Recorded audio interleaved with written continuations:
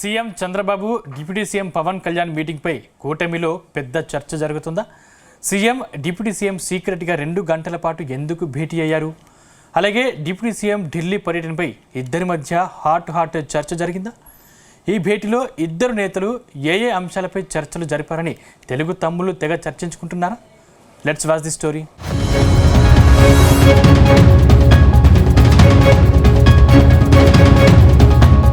ఆంధ్రప్రదేశ్లో రాజకీయాలన్నీ ఇప్పుడు తిరుమల కల్తీ లడ్డు చుట్టూ తిరుగుతున్నాయి. తిరుమలలో కల్తీ లడ్డు వ్యవహారంపై వైసీపీ కూటమి నేతల మధ్య డైలాగు వారు నడుస్తోంది. ఈ నేపథ్యంలో CM Chandrababu Pawan Kalyan secret meeting party వర్గాల్లో చర్చనీయాంశంగా మారింది. దాదాపు 2 గంటల పాటు సాగిన ఈ సమావేశం రాజకీయ అంశాలపైన జరిగిందని జనసేన, టీడీపీ వర్గాల నేతలు చెబుతున్నారు. కానీ అధికారికంగా ఈ భేటీ గురించి ఎలాంటి ప్రకటన రాలేదు. లడ్డు అంశంపై క్లీన్ చీట్ వచ్చినట్లుగా వైసీపీ చేసుకుంటున్న ప్రచారాన్ని కూటమి గట్టిగా తిప్పికట్టలేకపోయిందన్న అభిప్రాయం ఉండడంతో తదుపరి వ్యూహంపై చర్చించినట్లుగా ప్రచారం సాగుతోంది.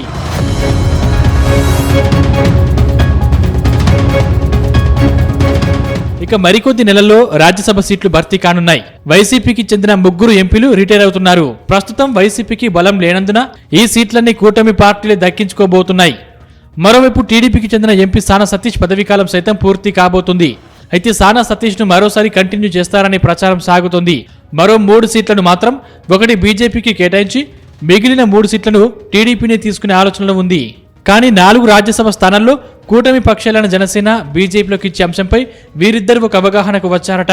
జనసేన తరపున ఒక అభ్యర్థిని పంపే విషయంలో చంద్రబాబు సానుకూలంగా స్పందించినట్లు తెలుస్తోంది.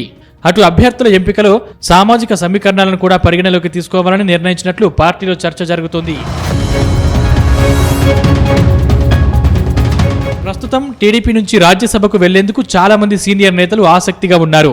ఇందులో మాజీ మంత్రి యనమల రామకృష్ణుడు, ఎస్వీఎస్ఎన్ వర్మ, దేవినేని ఉమా, గల్లా జయదేవ్, చింతకాయల విజయ్, మహాసేన రాజేష్, యనమల ఇలా చాలా మంది పేర్లు ప్రచారంలోకి వస్తున్నాయి. జనసేన నుంచి ఆ పార్టీ కీలక నేతలకు లేదా అధినేత పవన్ కళ్యాణ్ సూచించిన వ్యక్తికి అవకాశం దక్కవచ్చు. మరోవైపు బీజేపీ నుంచి పరిమల్ నత్వానికి రాజ్యసభ సీటు దక్కొచ్చని అంటున్నారు.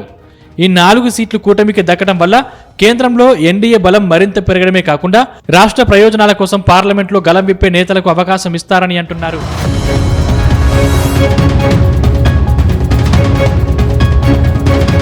మరోవైపు డిప్యూటీ సీఎం పవన్ కళ్యాణ్ ఢిల్లీ పర్యటన కూటమి పార్టీలో చర్చనీయాంశంగా మారింది.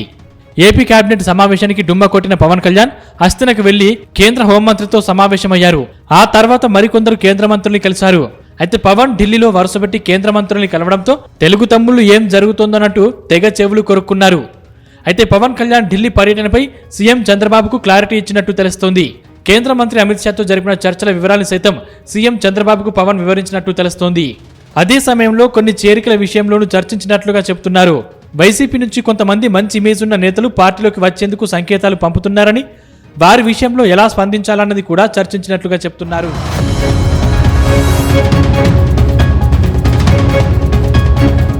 మొత్తం మీద అసెంబ్లీ సమావేశాలు సైతం వచ్చే వారం ప్రారంభం కానున్నాయి.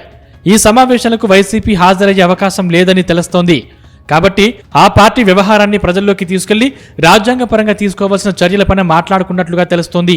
అయితే సీఎం చంద్రబాబు, పవన్ కళ్యాణ్ ఏకాంతంగా సమావేశం జరపడంతో ఏం చర్చించారో అంటూ సొంత పార్టీ నేతలు తెగ గుసగుసలాడుకుంటున్నట్టు ప్రచారం సాగుతోంది.